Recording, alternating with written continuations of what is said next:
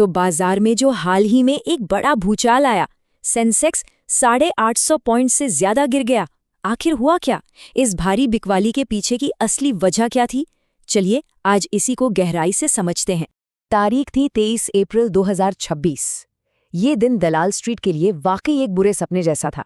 और पता है, ये लगातार दूसरा दिन था जब बाजार पूरी तरह से लाल निशान में डूबा हुआ था और बिकवाली का जो दबाव था वो रुकने का नाम ही नहीं ले रहा था।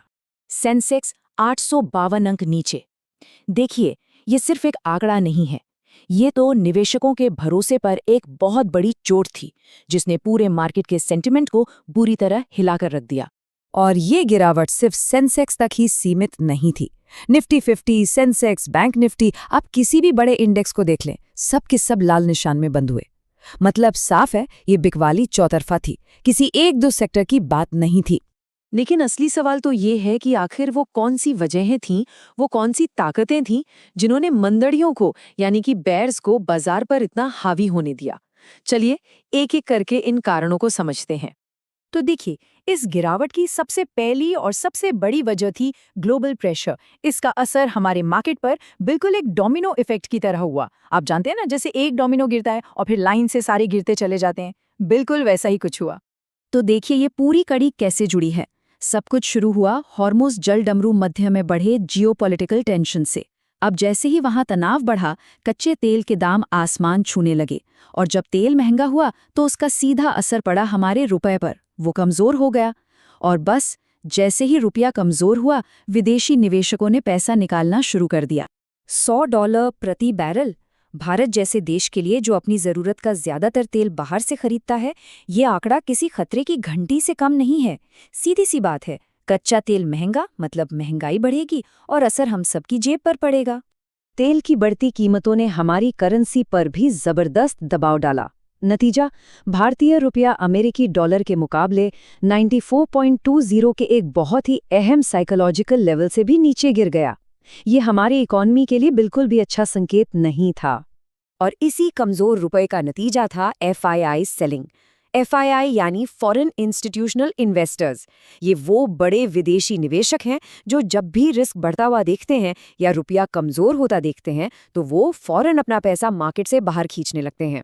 और जब ये लोग बेचते हैं तो बाजार पर, खासकर बड़े स्टॉक्स पर बहुत ज्यादा दबाव बनता है। और जैसा कि एक्सपर्ट्स भी कह रहे थे, ये बाजार में गिरावट का लगातार दूसरा दिन था। मतलब ये कोई अचानक आई एक दिन की गिरावट नहीं थी, बल्कि एक नेगेटिव ट्रेंड सेट हो रहा था जो ज्यादा चिंता की बात थी। तो ये तो हो गए बाहरी कारण। अब जरा मार्केट के अंदर झांक कर देखते हैं। इस अफरा तफरी के माहौल में इन्वेस्टर्स ने कहाँ पैसा लगाया और कहाँ से पैसा निकाला, कहाँ उन्हें सुरक्षा दिखी और कहाँ से वो भाग खड़े हुए। उस दिन मार्केट ना बिल्कुल दो हिस्सों में बटा हुआ दिखा।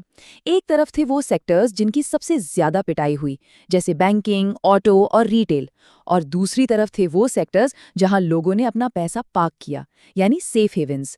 और इसमें सबसे आगे था फार्मा जैसे डिफेंसिव सेक्टर्स पर ना आर्थिक सुस्ती का ज्यादा असर नहीं पड़ता। इसीलिए जब भी मार्केट में घबराहट होती है तो निवेशक यहीं भाग कर आते हैं। और ये फर्क आंकड़ों में साफ दिखता है। एक तरफ जहां निफ्टी फार्मा इंडेक्स 2% ऊपर था, वहीं दूसरी तरफ निफ्टी PSU बैंक और निफ्टी ऑटो दोनों ही 2% से ज्यादा नीचे थे। कहानी बिल्कुल साफ थी, पैसा कहां से निकल रहा है और कहां जा रहा है। लेकिन इस गिरावट में भी कुछ कमाल के स्टॉक्स थे जो पूरी लहर के खिलाफ तैर रहे थे। डॉक्टर रेड्डीज लैब्स को देखिए, करीब करीब 9% ऊपर। सिप्ला 6% भागा। और हाँ, जियो फाइनेंशियल सर्विसेज, वो भी 4% चढ़ा, और उसकी वजह थी एक बड़ी पार्टनरशिप की खबर। तो ये तो हुई बात कि क्या हुआ और क्यों हुआ। अब सबसे जरूरी सवाल, आगे क्या? अब टेक्निकल एनालिस्ट्स किन लेवल्स पर नजर गड़ाए हुए हैं, मार्केट यहाँ से किस तरफ जा सकता है? तो यहाँ से निफ्टी का अगला पड़ाव क्या होगा, यही है सबसे बड़ा सवाल। और देखिए, जो टेक्निकल चार्ट्स हैं वो हमें कुछ बहुत जरूरी इशारे कर रहे हैं। चलिए इसे एकदम आसान भाषा में समझते हैं। निफ्टी के लिए 3 लेवल बहुत जरूरी हैं। पहला है 24,100 का लेवल। इसे आप एक मजबूत फ्लो या जमीन समझ लीजिए जो मार्केट को और नीचे गिरने से रोक सकता है।